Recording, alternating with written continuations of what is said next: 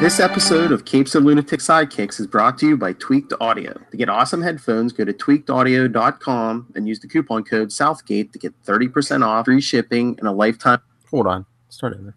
This episode of Capes and Lunatics Sidekicks is brought to you by Tweaked Audio. To get awesome headphones, go to tweakedaudio.com and use the coupon code Southgate to get 30% off, free shipping, and a lifetime warranty. Or you can get there through the link on our website, southgatemediagroup.com. Recording has started. Hello and welcome once again to Comic Capers. I am Phil, and joining me as always is... Hey y'all, it's Lil Hellfire. You scared the crap out of me. I thought we were talking Arrow when I heard the music. I was like, no, he tricked me. Don't say that. I'm going to edit that out. Anyway. He tricked me. Anyway, I scared her. But anyway, we're talking Daredevil once again. Issues 1 through 8 from the second volume, Guardian Devil, and Mr. Kevin Smith did not respond to my invitation to discuss this with us. He's super busy. Well, the first time I asked, he hit the like, but then nothing. It's famous people. They're very aloof. Don't take it personally, babe. Potheads. Well, we'll get him eventually. Trust me. I wonder what Kevin Smith is doing tonight. Smoke did you beat? Just check his Instagram. Anyway, yeah, I like this one. I think, this was like the third full Daredevil arc that I read. Oh.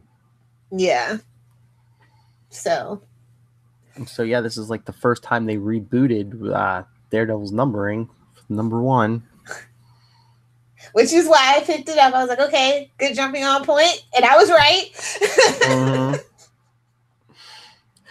And if you listen to our last episode, we did Born Again, where Karen Page came back into Matt's life, and then they were on again, off again for a while. Then they were hot and heavy for a good long time, and then Kevin Smith has her move to the West Coast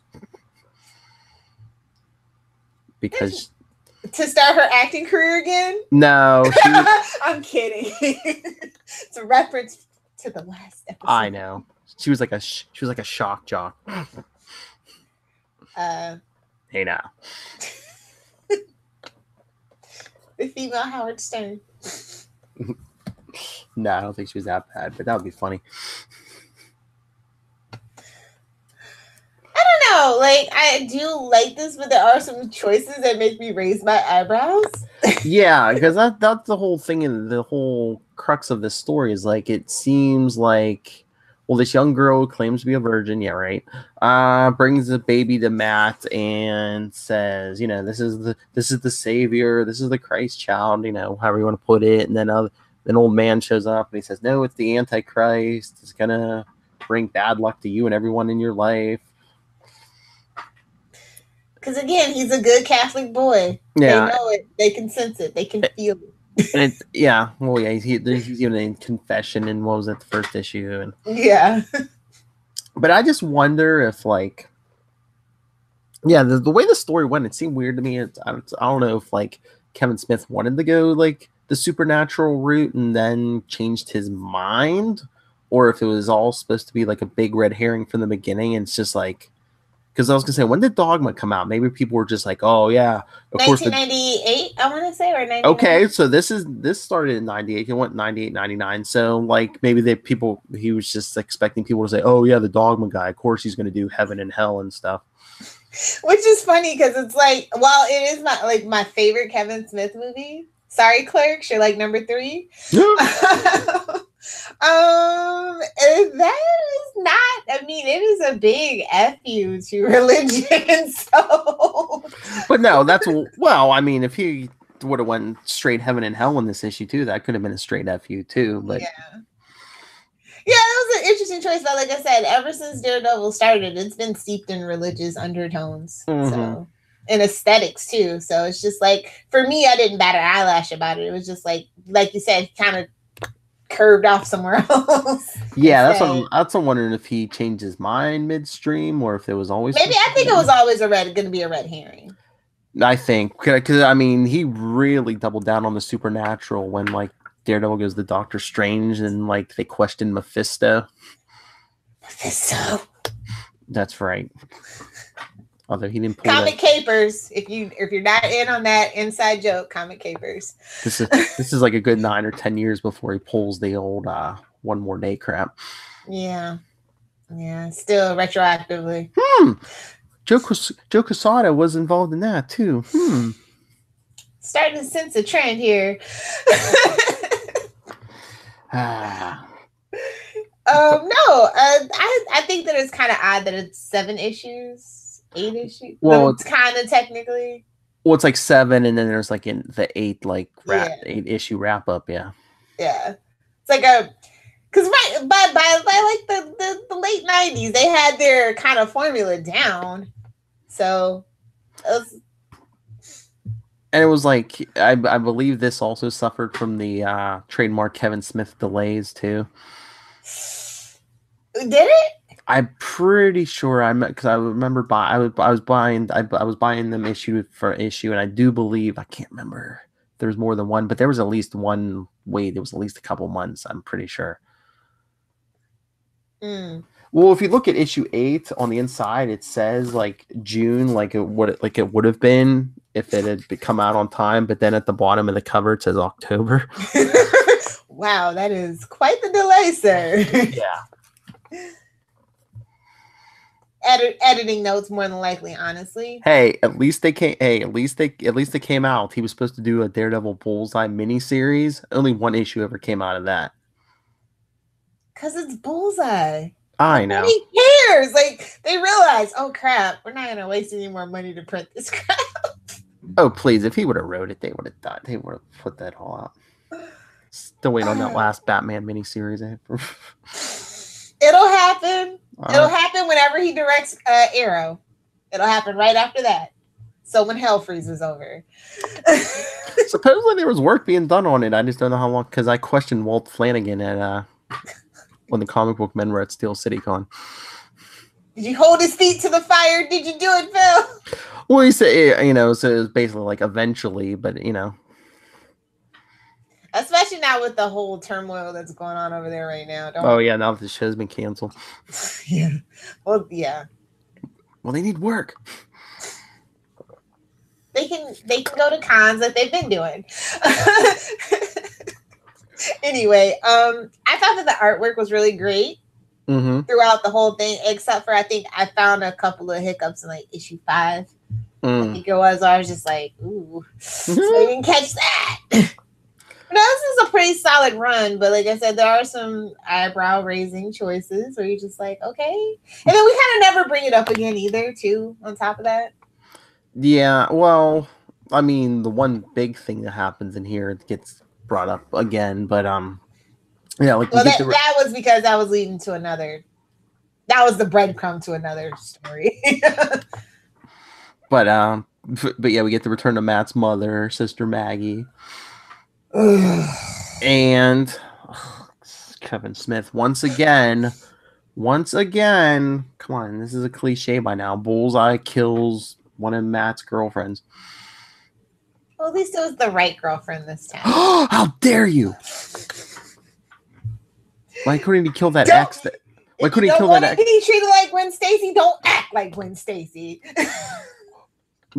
Why couldn't he kill? He could have killed that ex that was shacking up with Foggy last episode. Oh wait, she already died. Never mind. Yeah, I was gonna say, beat you, Dave. Somebody beat you to it. They killed her off like I think 3 or 4 years before this. Yeah. Yeah, I mean, well, let's think about this though. Fridging was like all the rage back then. I know, especially in Marvel books, like left and right, girls were getting fridged. but Bullseye again, you can't get like a little creative. I mean, besides Kingpin, who else is really, you know what I mean? Well, what about the big mastermind behind this whole storyline? Where's the fun in that? You want to give the fans a callback, a throwback. Yeah, I guess.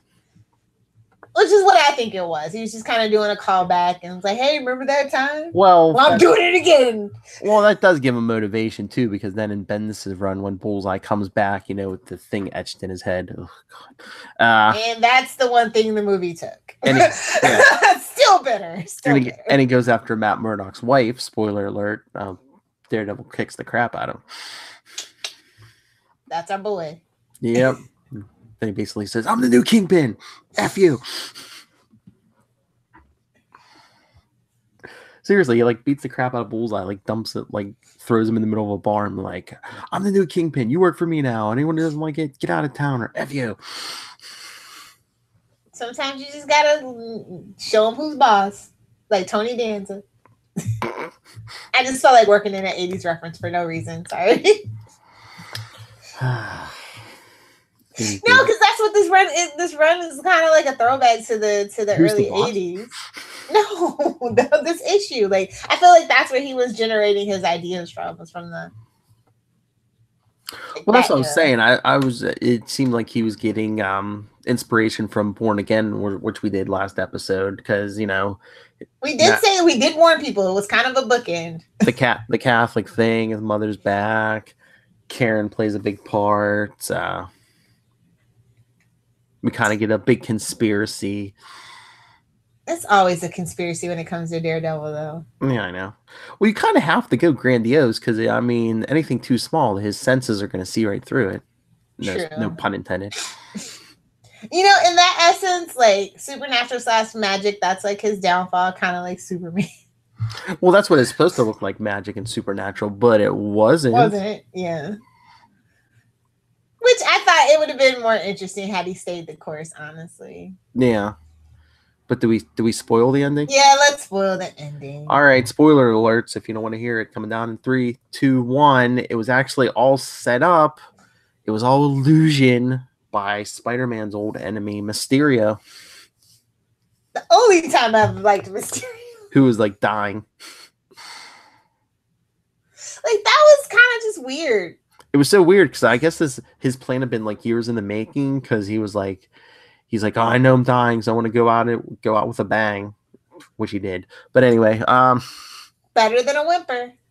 He's like, I got this from Craven. But no, he was gonna go after Spider-Man like he always does. But then I guess it was in the middle of the Clone Saga, so he's like, I didn't even know which Spider-Man was which. So I went to the Kingpin and paid him $1 million, and he told me everything about you, including your names. Damn Clone Saga. He basically told me. I know, that's not much, but damn Clone Saga. He got his own too. No worries. Spoilers. And then he was because he's telling Daredevil, oh, I came up to you because you were a B-lister. I was like, excuse me? Excuse me? Right? You better know your history, son. You better get out of here with that crap. You know who my enemies are? The Kingpin of Crime. Spider-Man tried to take him from me, okay? And Bullseye, come on. Bullseye, yeah, okay, maybe. Bullseye is definitely a D-list villain. I'm just saying. Daredevil would be Daredevil was the calendar man if he was a Batman villain. Daredevil was I fought Ultron for God's sake. He's an OG. You better respect it. Mm-hmm. I don't know, though. Like I said, I like this story. But then again, it probably just has some sentimental value for me. Yeah, I like it, but except for the Karen Page stuff. But it's my favorite stuff. But But I don't know if Matt's going to be seeing Karen again soon, because there was an image of him with her, because they just started this week the death of Daredevil. Oh. And then something called Man Without Fear starts, I guess, in January. Yeah, that's the one I'm waiting on. So I assume this is going to be, the comic book cliche, get rid of the hero for a while, have someone else replace him. I mean, hasn't Marvel gotten tired of that? That is literally what they're known for. That's what comic books are known more, especially Marvel and DC. Marvel, that is their thing. DC's man, we got rid of you, but they wanted Wally, but they wanted Barry back, so we just gave them what they wanted in this particular case. And then Batman, I don't know. Like the last 5 years, 80 different people have been under the couch. Because they're just stunt stuff. But yeah. I was gonna say coming January 2019, Daredevil Nightfall. Jeez. Now there's a crossover I could get behind. They've done what was it, two different in the 90s. They did a Batman Daredevil crossover. They did a Spider-Man Batman. Yeah, the Spider-Man one. Spider-Man Batmans. I don't remember the Daredevil one.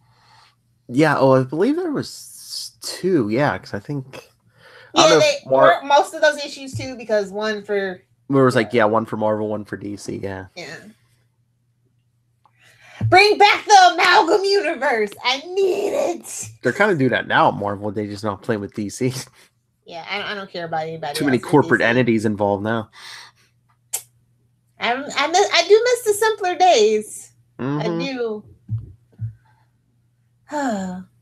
This was simpler days too for Daredevil, to be honest. He's convoluted now, But it's funny that you made the analogy between Karen Page and Gwen Stacy, because issue 8, Spider-Man's oh, your girlfriend died. Mine got tossed off a bridge long ago. Exactly.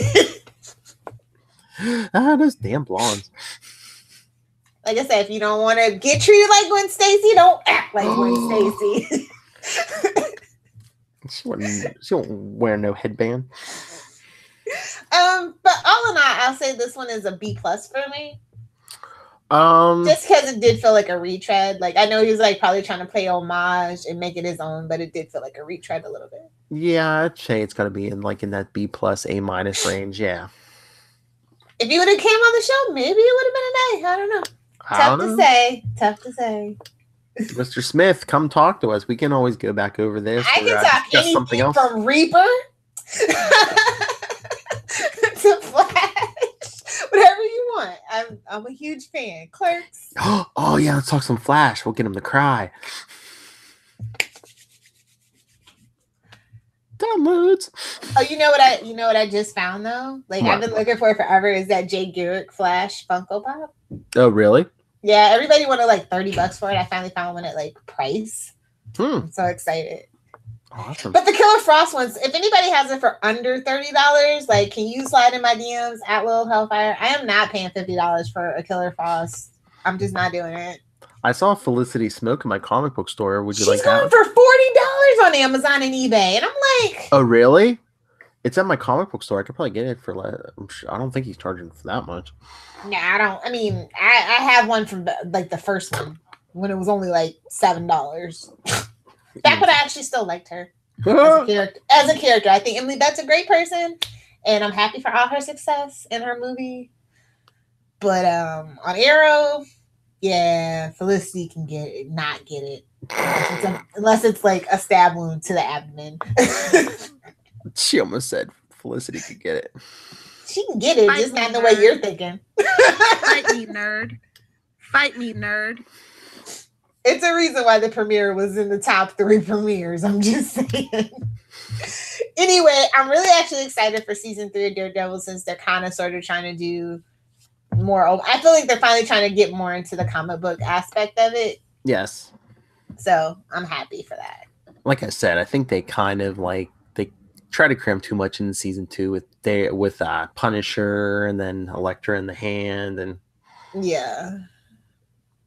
And Elektra, I know people feel you can't do Daredevil without Elektra, but I'm I'm pretty sure you can. I'm pretty sure we were doing just fine before Elektra showed up in the comic books. And not for nothing. There were many years there's many years before Elektra and after Elektra. Yeah.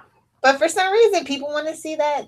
It's like the Catwoman Batman thing. It's I could do without it. I like them both separately. I don't like them when they're together personally. That's just me. Everybody likes their heroes to have that naughty girl. I guess. Maybe that's why I don't like Ava and Sarah together, because Ava's not naughty. I don't know. Anyway, on that note, why do you like the naughty girls? Maybe none of your business. Naughty. I'm saying it. Anyway, so yeah. On that note, Wrap it up. Oh, she's fine. Anyway, That's what you yes. better say. That's right. Send us your thoughts, like we said, on Daredevil. What's your favorite Daredevil? What do you think of Daredevil season 3? We'll read it on Capes and Lunatics. But next time, read ahead. Send us your thoughts on Wonder Woman Earth 1 Volume 2. The best Wonder Woman's been all century. I was going to say it's Wonder Woman. You know, Little Hellfire is going to have thoughts. Well, it's good Wonder Woman, so you might be shocked and surprised. And opinions. I didn't say they were going to be bad. I'm just saying you're going to have thoughts. I hear things. I know things. So, yes. So, email us, capesandlunatics@gmail.com. Follow us, Comic Capers, on Facebook, at Comic Capers Pod, and at CL Sidekicks on Twitter. Follow CL Sidekicks on Instagram, and the voicemail, 614-382-2737. That's 614-38-CAPES. And Little Hellfire. In case you're not watching on YouTube, at Little Hellfire on Twitter, the Arrowverse is back.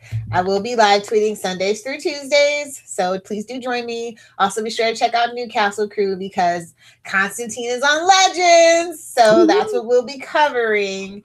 And the occasional comic book story when there's not a new episode or when the season goes away. We'll be back to comics. Yeah. But it's a refreshing change of pace. I'll tell you that much. So, Phil, where can Kevin Smith find you if he decides he wants to do an interview? All right, Mr. Smith. Email me, nightwingpdp@gmail.com. And on Twitter, as you know, I'm at nightwingpdp. So, snoogans. All right, everyone. Join us next time. Like we said, Wonder Woman, Earth 1, Volume 2. It's the new one. It's yellow. And then we'll let you know what we're doing the rest of the year. So stay tuned. Boo the plans. The plan. Remember, don't be a Gwen Stacy. Be a Mary Jane. Unless you can be a unicorn, then be a unicorn. Sounds like a plan. Have a good night.